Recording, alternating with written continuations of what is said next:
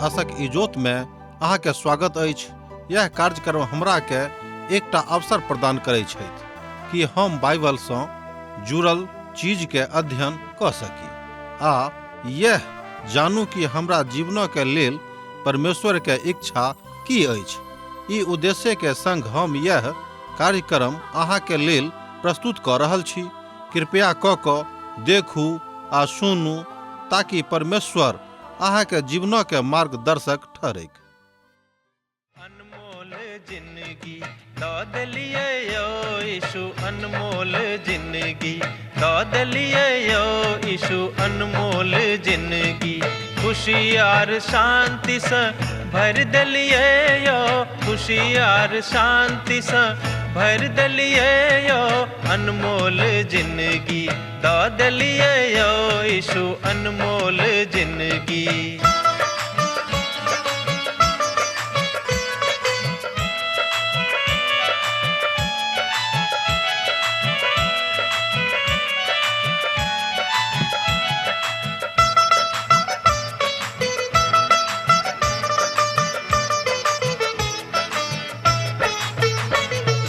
पाप आर दुख से व्याकुल छलो जखन, पाप आर दुख से व्याकुल छलो जखन, मृत्यु के आस में जीव छलो जखन, मृत्यु के आस में जीव छलो जखन, हमरा बदला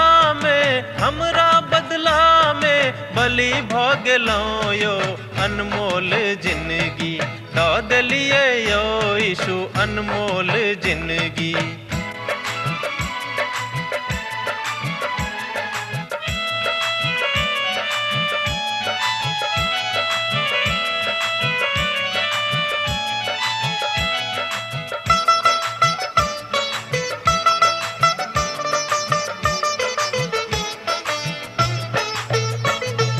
हे सब मनुख अहाँ यीशु लग आवा, हे सब मनुख अहाँ यीशु लग आवा, पाप आर अधर्म सा मनवा घुमावा, पाप आर अधर्म सा मनवा घुमावा, उनका लहू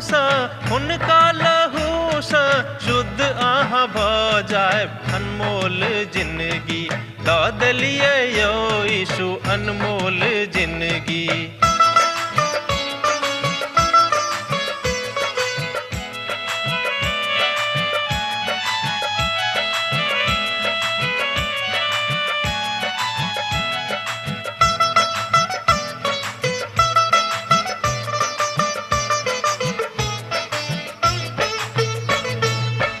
अहाँके उपकार यीशु कखनो ने बिसरब, अहाँके उपकार यीशु कखनो ने बिसरब, दुख आ संकट से चाहे हम गुजरब, दुख आ संकट से चाहे हम गुजरब, सब दिन हाक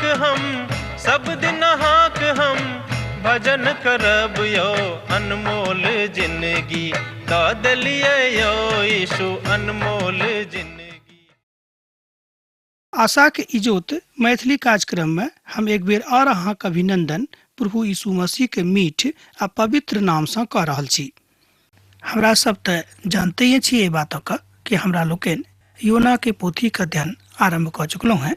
आजुक दिन हमरा सब ए पोथी के एक अध्याय के 4 पद से लक 10 पद धरि देखब। तहन आजुक अध्ययन हमरा सब ए अध्याय के अर्थात एक अध्याय के 4 पद के पढ़ कर आरंभ कर रहल छी। जो अहाँ लग पवित्र बाइबिल अछि तो हमरा संगे अहूँ खोल लिया।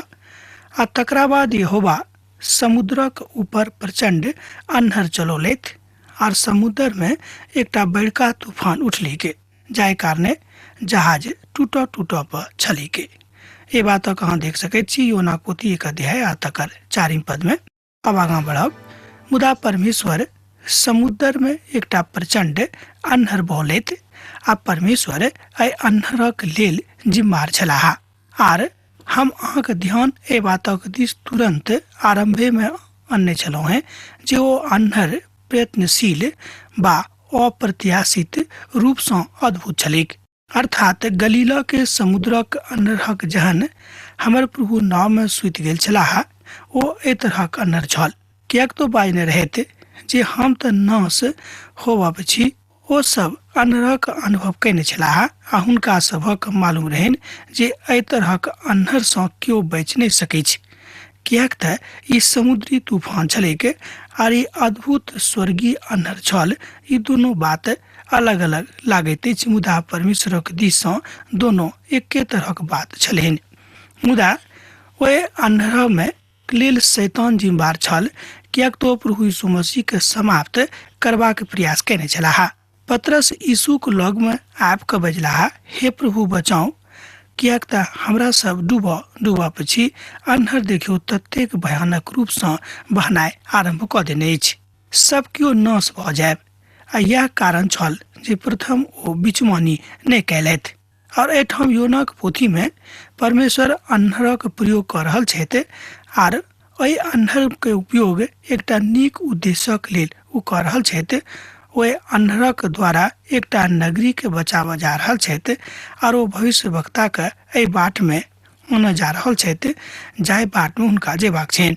ओ तऽ गलत बाट दऽ कऽ जा रहल छलाह, किएक तऽ परमेश्वर हुनका कहलनि जे अहाँ पूर्व जाउ, मुदा ओ पश्चिम जा रहल छथि, जेनाकि हमरा लोकनि आरंभ में एहि बातक देखने छलहुँ हेँ।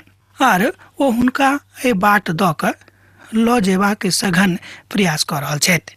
अर्थात पिता परमेश्वर अहाँक जिंदगीमे, हमरा जिंदगीमे जहन हमरा लोकनि परमेश्वरक वचनक छोड़ि कऽ कतहु अनेरे दोसर ठाम जेबाक प्रयास करैत छी, तहन पिता परमेश्वर जे हुनक अपन हार्दिक इच्छा रहै छनि तकरा हमरा सभक जिंदगीमे बुझेबाक लेल ओ प्रयत्नशील भऽ जाइत छथि।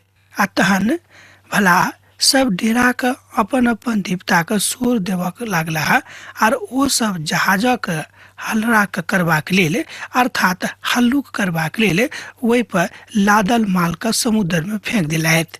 मुदा योना तऽ जहाजक निचला घर में, निचला कोठरी में चलि गेल छलाह आर ओतऽ सुति कऽ ओ गहीर नींद में सुतल छलाह। अर्थात वही ठाम लेट कऽ ओ गहीर नींद में सुतल रहैत। ए बातक अहाँ देख सकैत छी योनाक पोथी तकर 1 अध्याय और तकर 5 पद में। जँ अहाँक लग पवित्र बाइबिल अछि तऽ हमरा संगे खोलि कऽ देखियौ योनाक पोथी 1 अध्याय तकर 5 पद के। एहिठाम एहि तरह दर्शावल गेल अछि, आ तहन मलाह सब डेरा के अपन अपन देवता के शोर देवऽ लगलाह आर ओ सब जहाजक हल्लुक करबाक लेल ओहि पर लादल जे समुद्रक माल रहि के तकरा ओ समुद्र में फेंक दिलथि। मुदा योना तऽ जहाजक नीचरका कोठरी में जाकर लेटल छलाह और गहीर नींद में सुतल छलाह। और ई जहाज चलबऽ वाला एहि बातक बुझि गेल छलाह जे कोनो साधारण अन्हर नहि अछि, किएक तऽ हुनका सभक समुद्रक समस्त गतिविधिक जानकारी पुरखेसँ रहनि।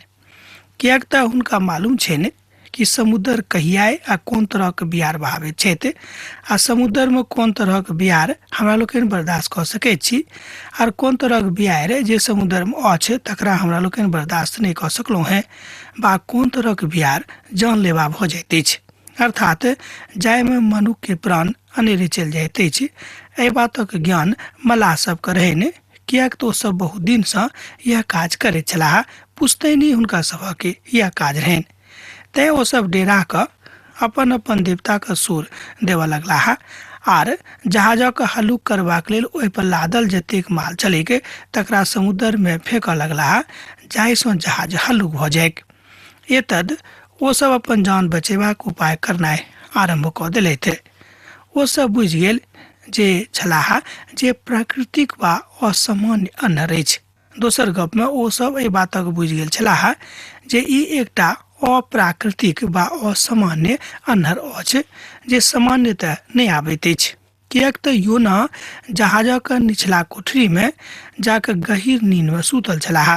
किएक तऽ मनुख ई बातक ओ बुझैत अछि, मुदा परमेश्वर एहि बातक बड़ नीकसँ बुझैत अछि। आरंभ में मलाह सबके एहि बातक ज्ञान नहि भेलनि कि किएक एहि तरहक अचानक अन्हर बिहार आबि गेलैक। मुदा इच्छा के विरोध में ओ जा रहल छलाह के तऽ योना तैये असामान्य रीतिसँ एहिठाम अन्हर बहनाइ आरंभ भऽ गेलैक, जाहि बातक पूर्ण जिम्मेवारी परमेश्वरक रहनि। और यह बात योनाक संगे लागू होइत अछि, कियाक तो योना पूरा तरह अर्थात संपूर्ण रूप में परमेश्वरक इच्छा के बाहर चल गेल छलाह। ओ तब परमेश्वरक इच्छा से बच कऽ भागल घुरैत छलाह, जे निन्वे से ओ बहुत दूर जेबाक योजना बना कऽ पड़ा रहल छलाह, जाहिसँ ओ ईश्वरक उपस्थिति से दूर भऽ जाइत और बड्ड दूर भऽ जाइत, जाहिसँ परमेश्वरक की पते नहि लागनि कि ओ कतऽ छथि। जेना कि हमरा लोकनि जानै छी कि समुद्र के गहराई, आसमान के ऊंचाई और स्वर्ग और जे किछ एहिमे अछि संपूर्ण ब्रह्मांड में समस्त बातक जानकारी हुनका छनि। और अहाँ बा हम कतऽ छी, कतौ लुका कऽ परमेश्वर से केओ भागि नहि सकैत छथि। एहि बातक प्रमाण सेहो हमरा लोकनि एहिठाम योनाक जिंदगी में देखैत छी। ओ परमेश्वरक इच्छा से बड्ड दूर जा रहल छलाह आ सुति गेल सेहो छलाह, कतऽ तऽ निचलका कोठरी में जाकर, जाहिसँ लोग एहि बातक नहि बुझैत बा नाविक सब सेहो अपन अपन देवता के शोर करऽ लगलाह और गुहार करऽ लगलाह कि हे हमर देवता, आबि कऽ हमरा सभक बचाउ, किएक तऽ हमरा सभक स्थिति बड्ड खराब भऽ गेल अछि। आ कप्तान हुनका लग में जाकर बजलाह, की बात अछि, अहाँ किएक सुतल छी? उठू और अपन ईश्वरक शोर पाड़ियौक। भऽ सकै छै जे अहाँक ईश्वर हमर सुधि लेथ आ हमरा सब नाश होबसँ बचि जाउ। योनाक पोथी तकर 1 अध्याय और तकर 6 पद एहि बातक कहैत अछि। एहि प्रथम में अर्थात एहि प्रभाग में जहन जहाजक कप्तान बजलाह कि अहाँ किएक सुतल छी, अहाँ अपन ईश्वरक स्मरण करियौक, भऽ सकै छै जे हमरा सब बचि जाउ, किएक तऽ जँ अहाँके ईश्वर सुनि लेता अहाँक प्रार्थना के तऽ हमरा लोकनि बचि जायब। अहाँ की सोचैत छी जे अहाँ एहि तरहक अन्हर में सुतले छी, अर्थात अहाँ की एको रत्ती चिंता नहि भऽ रहल अछि कि अहाँ अतेक गंभीर और भयानक अन्हरक जानलाक बादो अहाँ बड़ घोर निद्रा में सुतल छी। अहाँ की बुझि रहलहुँ हैं कि अहाँ बचि जायब? योनाक वही भऽ सकै छै। दोसर गप में परमेश्वरक पोथी के एकटा महान जानकार विद्वान बाजैत छथि कि योनाक मन में ई छलैक कि जँ बचब तऽ बड़ बढ़िया, आ जँ नहि बचब तऽ मरिए जायब तऽ ओहो बड़ बढ़िया, किएक तऽ हम नहि चाहैत छी कि हम निनबे जाउँ। जे ओ मात्र असगरे एहि काजक लेल छलाह। जहाजक कप्तान जाकर बेर बेर हुनका जगाबैत छलनि आ तहन योनाक ऊपर आबि कऽ ओहि अन्हरक रेख सकैत छलाह। अन्हर तऽ जहाजक अंतिम भागक चेतौनी दऽ रहल छलैक, अर्थात बता रहल छलैक कि जँ अहाँ सब नहि सम्हरब तऽ हम अहाँक जहाज के उलटि देब, तितर बितर कऽ देब आ सबके विनष्ट कऽ देब। योनाक पोथी 1 अध्याय तकर 7 पद एहि बातक कहैत अछि।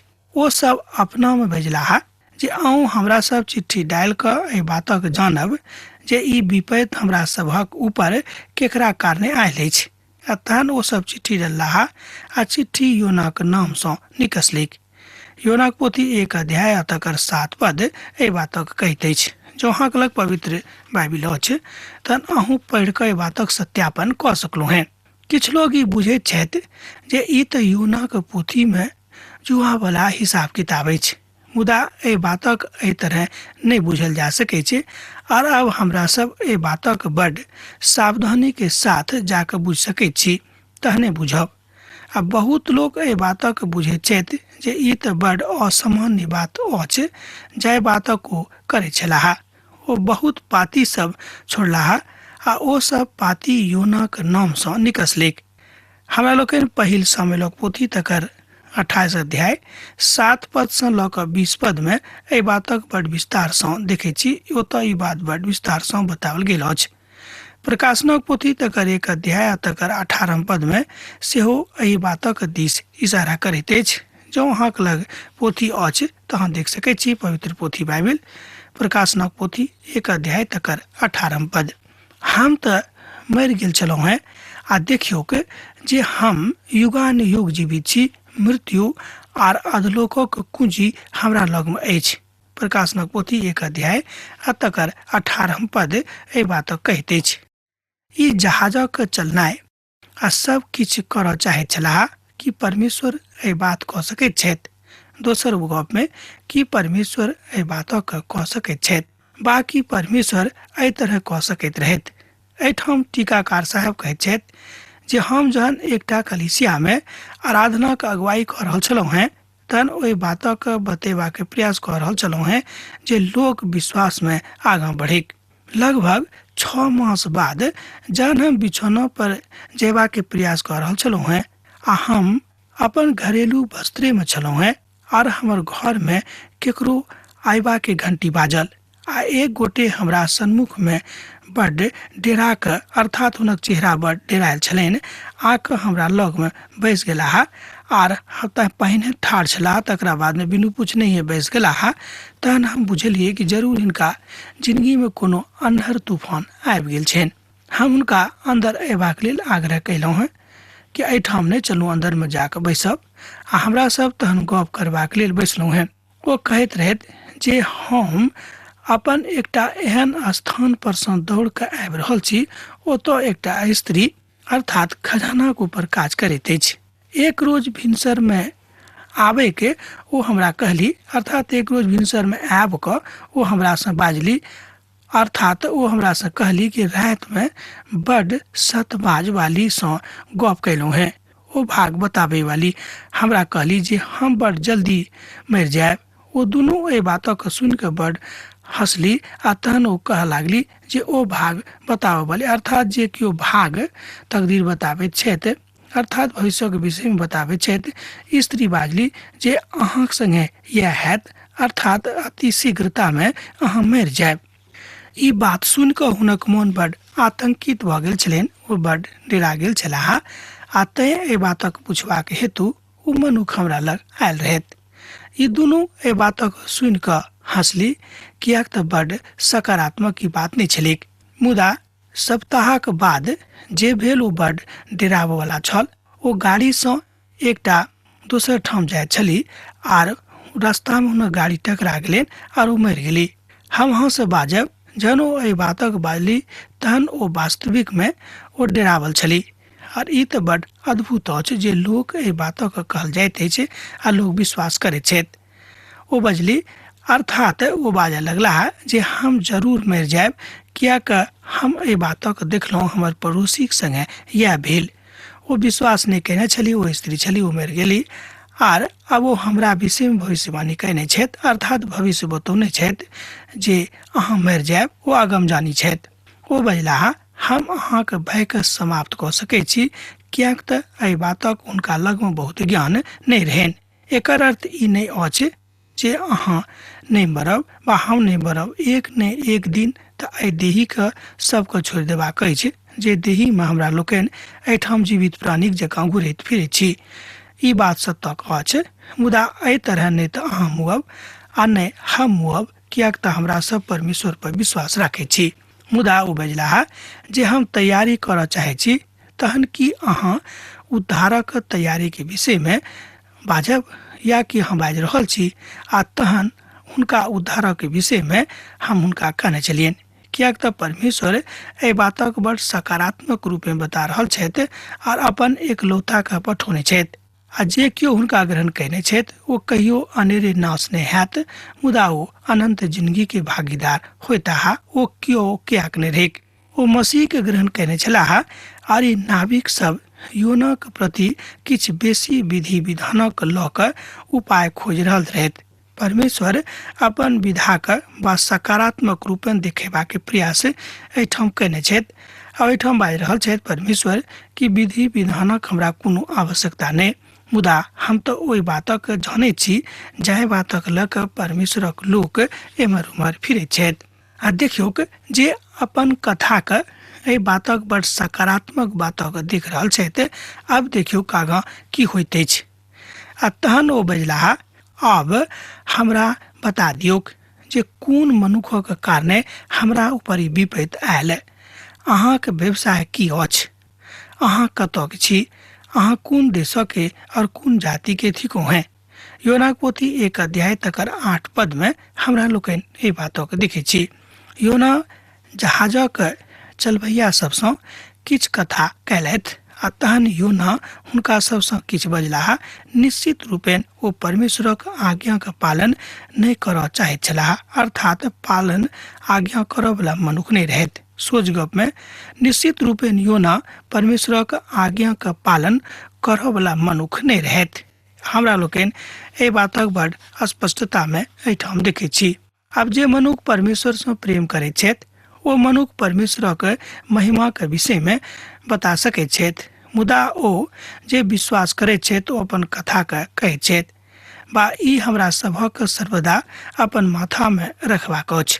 ध्यान दियौ, योना अपन विषय में बड़ आसानी से नहीं बता सके छथि। ई कथा अपन महिमा के देखा रहल छथि, हुनका त परमेश्वर के महिमा के देखेबाक आवश्यकता रहन, मुदा योना अपन महिमा के बढ़ चढ़ के बता रहल छथि। अहाँक त परमेश्वर के महिमा के एहि बातक बतावल जा सकै छै, अहाँक प्रभु के सानिध्य में रहबाक अछि और प्रभु के सानिध्य में अहाँक एहि बातक बुझबाक अछि और एहि बातक समझबाक अछि। आवश्यकता अछि आ तहन ओ हुनका कहलनि हम इब्रानी छी। देखियो एठाम योना बाजि रहल छथि कि तहन ओ हुनका से कहलनि जे हम त इब्रानी छी और हम ओहि परमेश्वर यहोवा के भय माने छी आ जे जल और थल दोनों को बनौनिहार छथि। योना पोथी 1 अध्याय तकर 9 पद एहि बातक कहैत अछि, हम एकटा इब्रानी थिकौं हैं। एकर अर्थ अछि जे हुनका बहुत किछु करबाक रहनि।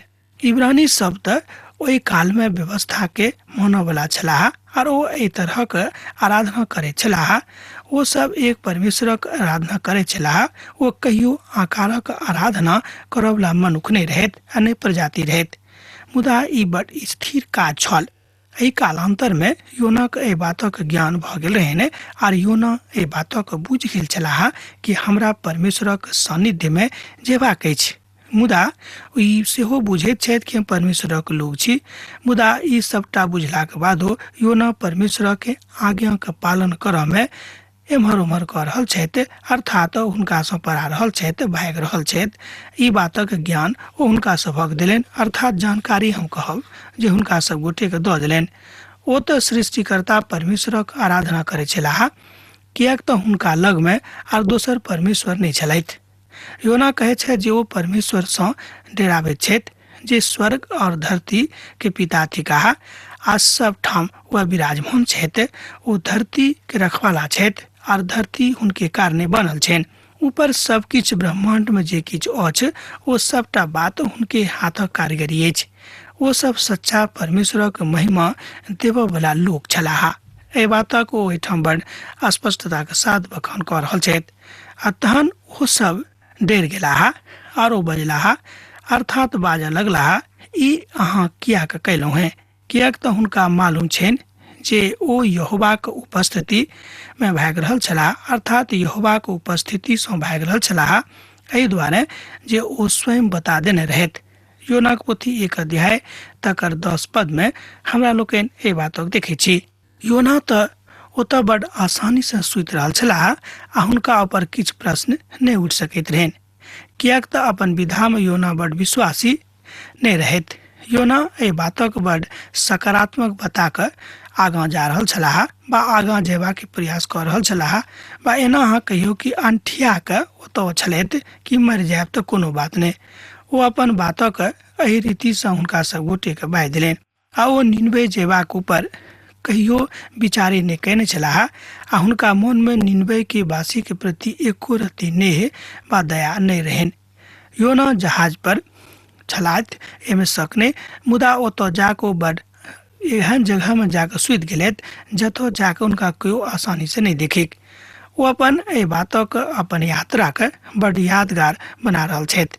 ओ बाजि रहल छथि जे हमरा निनवे सँ एहि बातक कहियो जेबाक नहीं अछि कि निनवे से हमरा एको रत्ती नेह नहीं थिक। जे ओ अपन कथाक बड़ नीक रीति सँ बाजि रहल छथि कि हम कहियो ओतऽ नहीं जायब, किएक तऽ ओतऽक लोक हमरा सब गोटे के बड़ सतौने छथि।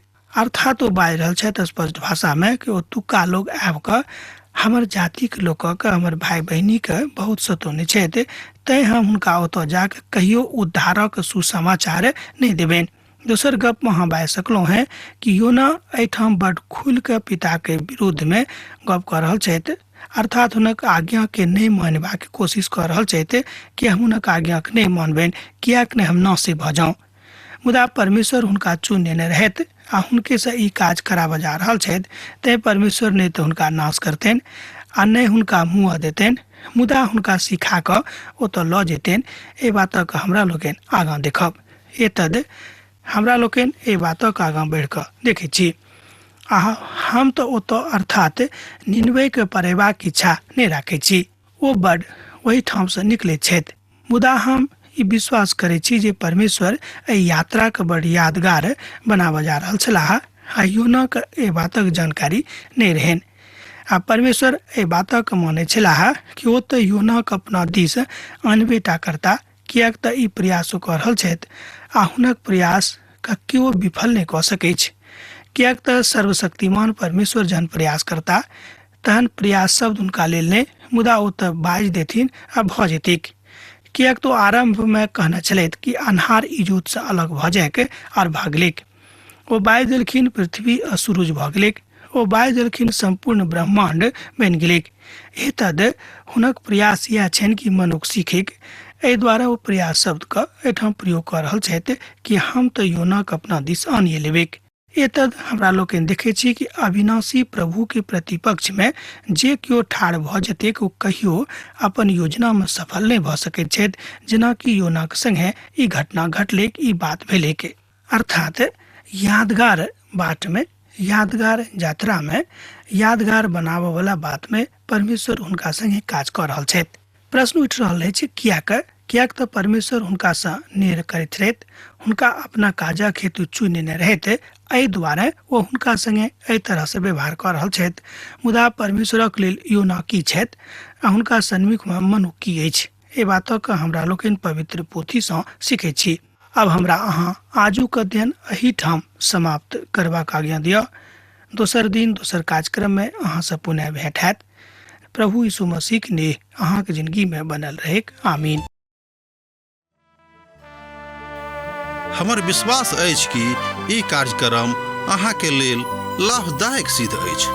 हम चाहै छी कि अहाँ अपन आशीषके हमरा संग साझा करू। जँ अहाँके नजीक बाइबलसँ आ जीवनसँ सम्बन्धित कोनो प्रकारके प्रश्न भऽ सकैत अछि तऽ अपन समस्याके लेल प्रार्थना करबाके लेल जँ चाहै छी तऽ हमरा फोन नंबर पर जरूर संपर्क कऽ सकैत छी। परमेश्वर अहाँ सबके लेल एकटा सुंदर, सुखद, आनंदित दिन प्रदान करैक।